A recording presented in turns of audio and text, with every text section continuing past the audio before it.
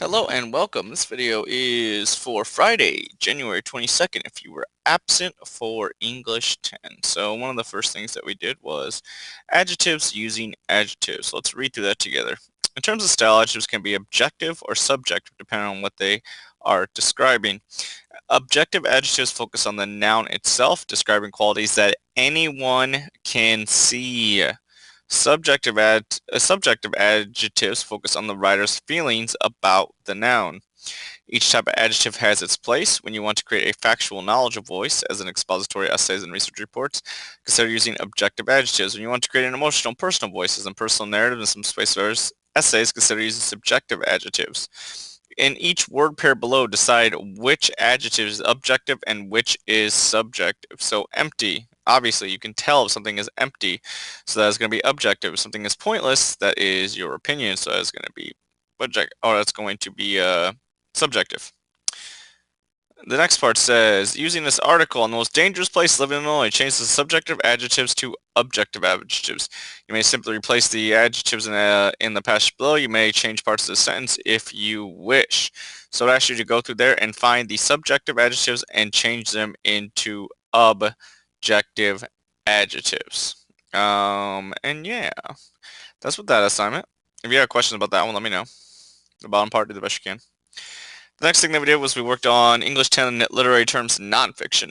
Nonfiction, writing about real people, events, and ideas, is the broadest category of literature. Under this huge umbrella comes autobiographies, biographies, memoirs, diaries, letters, essays, speeches, travelogues, news articles, and many more types of writing. Like works of fiction, all these types of writing can be inventive and creative, even though they deal with real rather than imaginary subjects. Narrative nonfiction. Some works of nonfiction tell a story, just as works do. Autobiographies, memoirs, biographies, and narrative essays are types of narrative nonfiction. An autobiography. Autobiography.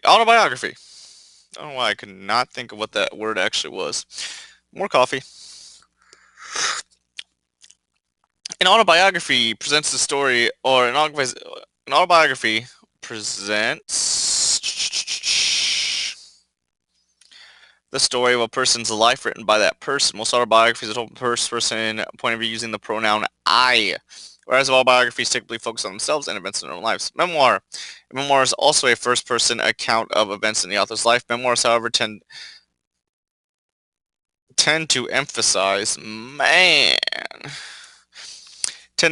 subjects outside the writer's personal life, such as significant historical events the writer has been a part of or has witnessed, or other people the writer has known. Biography. A biography is an account of a person's life written by someone else. It is presented from a third-person point of view. Narrative essay. Narrative essay is a short composition that relates a true story from either the first or the third-person point of view.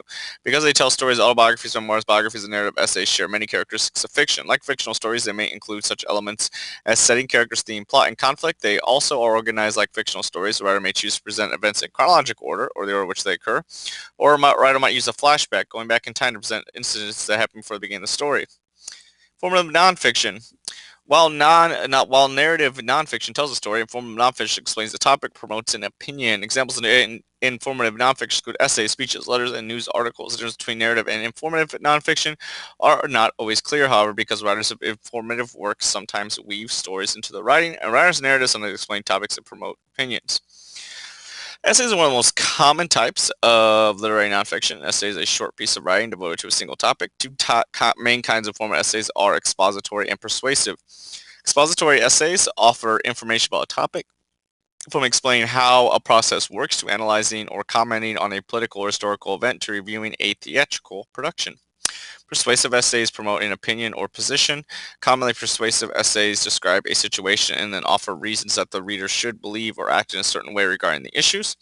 Many expository and persuasive essays follow a general structure of lead, body, and conclusion. The diagram below shows a typical informative essay.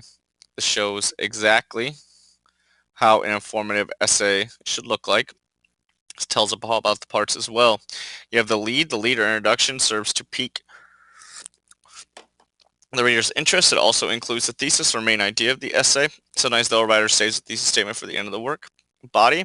The body develops or attempts to prove the thesis with supporting details such as facts, reasons, statistics, sensory details, examples, observations, and personal experiences. Part of the work might also include quotations from expert sources and graphics such as diagrams, graphs, and illustrations. Inclusion. The conclusion typically restates the thesis and provides the reader with a final or summarizing thought. It may also call on readers to accept a new idea or take a specific action. The first step in analyzing nonfiction is to identify the type of work you are reading. By looking at the title and skimming the first few paragraphs, you can usually tell whether the work is an autobiography or a memoir, a biography, an essay, or another type of nonfiction. As you read, you might further classify the type of work by identifying the author's purpose or reason for writing. Ask yourself what the writer is trying to achieve. Is the writer's purpose to entertain, to inform, or to persuade the reader? The answer to that question will help you classify the work you are reading. Once you know the type of work you are reading, you will know what to look for, such as elements of fiction, a thesis, and supporting materials, or persuasive techniques. Be aware, however, that writers may combine various elements and purpose in a single work. For example, you might write a persuasive essay that is not only entertaining, but also tells a story. Perhaps the best approach is to think of each work of nonfiction as a unique combination of familiar elements. Directions. Choose which type of narrative nonfiction you would most likely read and why. Use internet resources to find 3 different examples of nonfiction and list them below. Easy enough.